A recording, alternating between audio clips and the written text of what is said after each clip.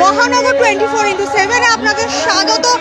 আজও পথের রাম ভক্তরা উপলক্ষ রাম নবমী দেখতেই পাচ্ছেন যাদবপুর লোকসভা কেন্দ্রের বিজেপি প্রার্থী ডক্টর অনির্বাণ গঙ্গোপাধ্যায় এই পদযাত্রায় সামিল হয়েছেন। তবে এটা কিন্তু কোনো রাজনৈতিক প্রচার জনসংযোগ রাজনৈতিক কোনো কর্মসূচি নয়, এটা রাম নবমী উদযাপন যে সমিতি রয়েছে সোনারপুরের তাদের উদ্যোগে কিন্তু পথে আজ রাম ভক্তরা একদম বর্ণাঢ্য শোভাযাত্রা বের হয়েছে।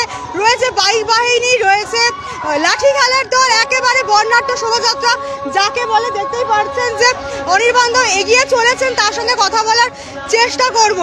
যে দাদা, রামনবমীকে কেন্দ্র করে একেবারে সাজো সাজো রব, আজও রাম ভক্তরা পথে। এদিকে দেখা যাচ্ছে যে তৃণমূলের বহু প্রার্থী কিন্তু এবারে একেবারে সাড়ম্বরে রাম পুজো করছেন। খুব ভালো, রাম পুজো করা উচিত, তাতে শুদ্ধিকরণ হয়, তাতে পরিবেশ দূষণমুক্ত হয়, মনের মধ্যে সুস্থ চিন্তা ভাবনা আসে এবং সেই জন্যে এইটা করাই উচিত।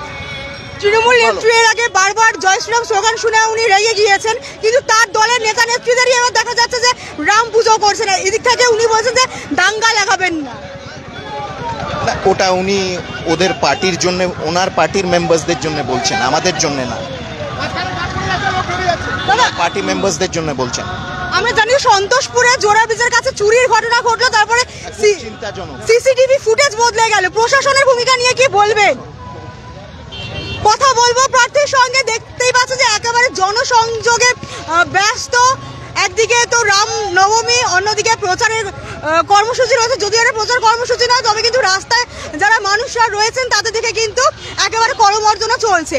তো এই যে জোড়া ব্রিজের ঘটনায় সিসিটিভির ফুটেজ বদলে যাচ্ছে, প্রশাসনের কি কোনো ভূমিকা নেই, দায় নেই? না, আছে, নিশ্চয়ই দায় আছে এবং এটা খুব চিন্তাজনক যে মন্দির থেকে এইভাবে চুরি হয়েছে বিগ্রহের গয়না। এটা খুবই চিন্তাজনক, খুব চিন্তাজনক এবং প্রশাসন কিন্তু এর দায় এড়াতে একেবারেই পারে না এবং এটা খুব দ্রুত যাতে তদন্ত হোক। জয় শ্রীরাম, জয় শ্রীরাম। খুব দ্রুত তদন্ত হোক। জয় শ্রীরাম।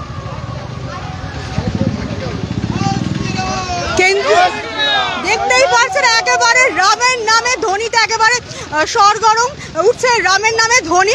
কথা বলার চেষ্টা করব যে কেন্দ্রীয় বাহিনী যেখানে চলে এসেছে সেখানে কিভাবে মুর্শিদাবাদের হিন্দুদের টার্গেট করে পাথর ছোড়া হলো, রামনবমীতে দিকে দিকে অশান্তি। হ্যাঁ না, বলছি যে আজকে আর এই প্রশ্নের উত্তর আজকে আর দেব না, রাজনৈতিক কোনো প্রশ্নের উত্তর না, কিন্তু রামনবমীতে যারা অশান্তি ছড়িয়েছে তাদের চিহ্নিত করা প্রশাসনের দায়িত্ব এবং কেন কারা তারা এবং কার প্ররোচনায় তারা অশান্তি ছড়িয়েছে এটা ইনভেস্টিগেট করা, তদন্ত করা একেবারেই প্রশাসনের দায়িত্ব এবং এটা তারা দায়ী। রামনবমীতে যদি আপনাকে এমন একটা শপথ নিতে বলা হয়েছে, কি আপনি করবেন না? যেমন দলবদল করবেন না, আর কি কি করবেন না? রামনবমীতে শপথ হচ্ছে রাম রাজ্য প্রতিষ্ঠা করা ভারতবর্ষে এবং পশ্চিমবঙ্গে। ভারতবর্ষে রাম রাজ্য প্রতিষ্ঠার দিকে এগিয়ে যাচ্ছে।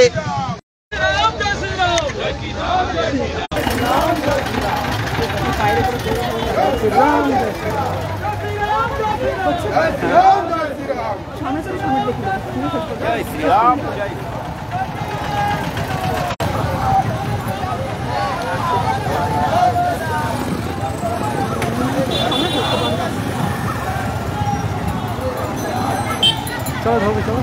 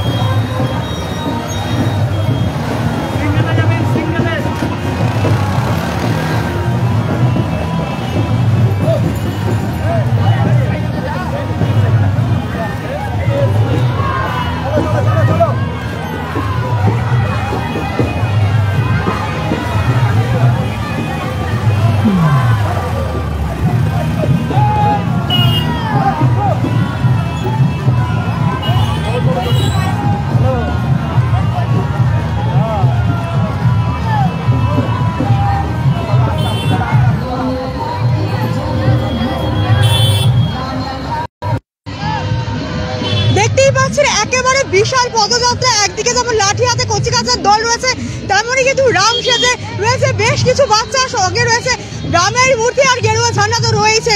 একেবারে সোনারপুর জগদীশপুর থেকে শুরু হয়ে রাজচন্দ্রপুরে গিয়ে এই পদযাত্রা শেষ হবে। বর্ণাঢ্য শোভাযাত্রায় আপনারা সঙ্গে ছিলেন মহানগর 24x7-এর ক্যামেরা সাইন্সের সঙ্গে আমি পল্লবী, মহানগর 24x7 সোনারপুর।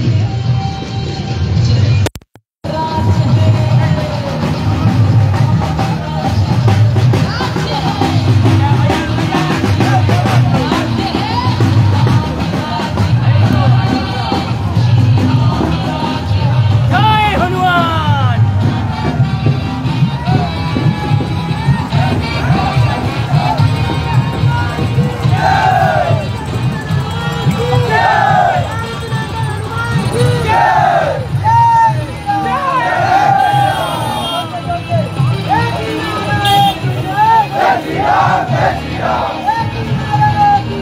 Jai Ram.